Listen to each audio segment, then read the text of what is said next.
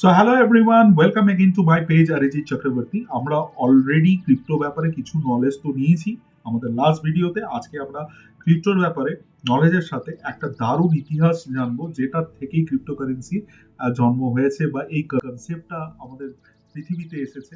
এবং সেটা লেমন ব্রাদার্সের গল্প। আপনারা কজন লেমন ব্রাদার্সের নাম শুনেছেন বা সেই গল্পটা জানেন? চলুন আজকে শেয়ার করা যাক এমন একটা ইন্টারেস্টিং গল্প আপনাদের সবার কাছে। 2007-8 আমাদের আমেরিকার অর্থনীতিতে লেমন ব্রাদার্স একটা খুব বড় মাপের ব্যাংকিং সংস্থা ছিল।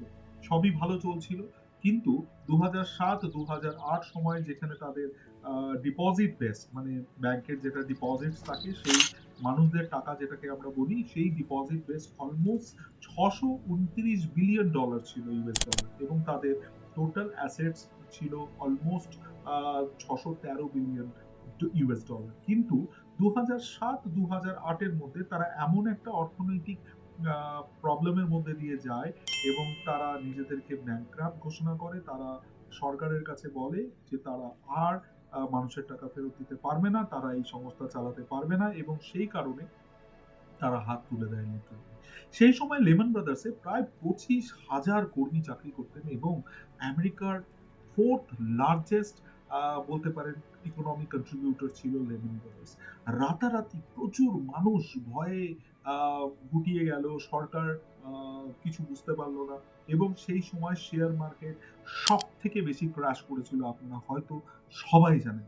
এবং এই ঘটনার সময় একটা ব্যক্তি বা একটা ব্যক্তি বর্গ হিসেবে হঠাৎ একজনের নাম চলে আসে। তার নাম ছিল সতোশি নাকামোটো, যিনি ক্রিপ্টোকারেন্সির উদ্ভাবন করেন। এবং এই 2000 বলতে পারেন 9 সালে প্রথম এই ভার্চুয়াল ডিজিটাল কারেন্সির বা ক্রিপ্টোর উদ্ভাবন করা হয়। 31শে অক্টোবর 2008 সালে হোয়াইট পেপারে বিটকয়েন নামক এই শব্দটিকে প্রথম সংজ্ঞায়িত করা হয়। এবং শুধু তাই নয়, 15 সেপ্টেম্বর 2008-এ যখন লেমন ব্রাদার্স নিজেদেরকে ব্যাংকরাপ্ট ঘোষণা করলো, তখন কিন্তু এই ক্রিপ্টোকারেন্সির ইভলিউশন হলো। এই ইভলিউশনের পিছনে সব থেকে যেটা বড় কারণ ছিল যে ওই ব্যক্তিবর্গ, যে যার নাম আমি বললাম সতোশি নাকামোটো, যেটা বারবার রিসার্চের সময় বিভিন্ন মানুষ পেয়েছে ক্রিপ্টো রিলেটেড, তারা চিন্তা করলেন, তারা বুঝলেন যে মানুষের টাকা কোথাও সুরক্ষিত নয়, এবং যেখানে সরকার বা কোনো রেগুলেটরি কোনো সংস্থা যদি দেউলিয়া হয়ে যায়, সেখানে যখন কোনো আহ, জায়গায় কোনো কনক্রিট স্টেপ নিতে পারছে না, তাহলে মানুষের ডেটা প্রিভেসি কোথায় থাকছে, মানুষের সেফটি কোথায় থাকছে? প্রত্যেকের হার্ড অ্যান্ড মানি মানুষ বিভিন্ন ইনস্টিটিউশনে রাখে। আপনি ভারতবর্ষেও জানেন, ভারতবর্ষে অলরেডি আপনারা জানেন যে যে কোনো ব্যাংকে আপনার কিন্তু 5 লাখ রুপিজই সেফ রয়েছে এবং ইনশিওর রয়েছে। সেখানে যদি কোনো ইনস্টিটিউশন, এটা টোটালি আপনার কল, আপনি কোন ব্যাংকে টাকা রাখবেন বা কোন ফিনান্সিয়াল ইনস্টিটিউশনে টাকা রাখবেন, সেটা আপনাকে বুঝে, তার সমস্ত হিস্ট্রি বুঝে, তার সমস্ত কোয়ার্টার ওয়ান কোয়ার্টার গ্রোথ, তার ফান্ডামেন্টাল অ্যানালাইসিস, টেকনিক্যাল অ্যানালাইসিস, তার সমস্ত ব্যালেন্স শিট স্টাডি করে, তার ক্যাটাগরিকে বুঝে, এরকম অনেক রকমের পুঙ্খানুপুঙ্খ বিশ্লেষণ আছে, যেগুলোকে বুঝেই আপনাকে টাকা রাখতে হবে। শুধুমাত্র ইন্টারেস্টের লোভে বা দুটো সুদের ভরসায় আপনি টাকা রাখলে কিন্তু পরবর্তীতে আপনার প্রবলেম আসতেও পারে, এবং তার সাক্ষ্যও আমরা থেকেছি। আমি নাম বলবো না, বিভিন্ন ব্যাংক আমাদেরকে বিভিন্ন সময় এই রকমের বিভিন্ন প্রবলেমে আমরা পড়েছি, যেখানে আরবিআই তাদের ব্যান্ড করেছে এবং তারা মার্কেট থেকে টাকা তুলতে পারেনি। এবং বিভিন্ন কোঅপারেটিভ ব্যাংকও বহু জায়গায় আমাদের দেশে বন্ধ হয়ে গিয়েছে।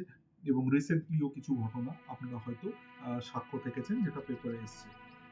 তো এই ক্রিপ্টোকারেন্সির মেন কনসেপ্ট হলো, তারা বিশ্বাস করেছে যে যেখানে মানুষের টাকা এইভাবে সুরক্ষিত নয়, তাহলে একটা এনক্রিপ্টেড মেকানিজম আনা হোক, যেখানে মানুষ নিজের ইচ্ছে এক জায়গা থেকে আরেক জায়গায় ট্রেড করতে পারবে এবং তার সমস্ত ডেটা প্রিভেসি যেখানে মেনটেন হবে। শুধু তাই নয়, তা আহ, করতে গেলে তাকে যেন কোনো রেগুলেটরি বা কোনো ইনস্টিটিউশনের ইন্টারফারেন্স না সহ্য করতে হয় বা তার সম্মুখীন হতে না হয়। শুধু তাই নয়, এখানে রিসিভার এবং সেন্ডারের মধ্যে যে পিটুপি মডেলে কাজ হয়, পিয়ার টু পিয়ার মডেলে যে কাজটা হবে বা যে ট্রানজাকশনটা হবে বা সেই কারেন্সি এক্সচেঞ্জের সময়, তার এই সমস্ত ট্রানজাকশন রেকর্ডেড থাকবে এবং সেটা আহ, আহ, সেই ট্রানজাকশনটাকে ভ্যালিড হিসেবে সবসময় রিকগনাইজ করবে। এবং এই সমস্ত প্রসেসকে আমাদের ভারত সরকারও কিন্তু বারবার ইভালুয়েট করছে এবং চেষ্টা করছে যে এর উপরে সঠিক আইন আনার। কেননা আপনি জানেন যে ভারতবর্ষে crypto trade is always legal. 2019-এ আমাদের সুপ্রিম কোর্ট এটাকে লিগাল হিসেবে বলে, যেহেতু ভারত সরকার এটাকে বারবার লিগাল বলেছে। এবং শুধুমাত্র এই ক্রিপ্টো কারেন্সিকে মনিটারি লিগাল টেন্ডার নোট হিসেবে বা কারেন্সি হিসেবে সেটাকে এখনো গ্রহণযোগ্যতা দেওয়া হয়নি বা অ্যাপ্রুভাল দেওয়া হয়নি। তবে আজ এটুকুই থাক। লেমন ব্রাদার্সের গল্প অবশ্যই ভালো লাগলে নিজের প্রিয়জনদের শেয়ার করবেন এবং অবশ্যই নিজেকে আপগ্রেড রাখবেন, স্কিল রাখবেন। এবং ফিনান্সের ব্যাপারে কোনো থার্ড পার্টির কাছে ইনভেস্ট করার আগে নিজের নলেজকে আপগ্রেড করুন। বিকজ আমাদের দেশের সব থেকে প্রবলেম হচ্ছে আমাদের দেশের মানুষ ফিনান্সিয়ালি সেইভাবে আপগ্রেড নয়, এবং তার জন্য বারবার তারা বিভিন্ন কর্পোরেট জম্বিদের হাতে ভুল ইনভেস্টমেন্ট করে ফেলে। তার সঠিক ফিনান্সিয়াল রোড ম্যাপকে না বুঝে, তার বাজেটিং না বুঝে, তার ফিনান্সিয়াল প্ল্যানিং না বুঝে, অ্যাভেলেবল রিসোর্স টুলস, তার রিস্ক প্রোফাইলিং, এরকম অনেক রকমের তথ্য রয়েছে যেটা আগামীতে ডিটেইলড বিভিন্ন ভিডিওর মাধ্যমে আপনাদের কাছে আনতে চলবো। তো ভালো থাকবেন, সঙ্গে থাকবেন, and take care of your money, and God bless. Thank you.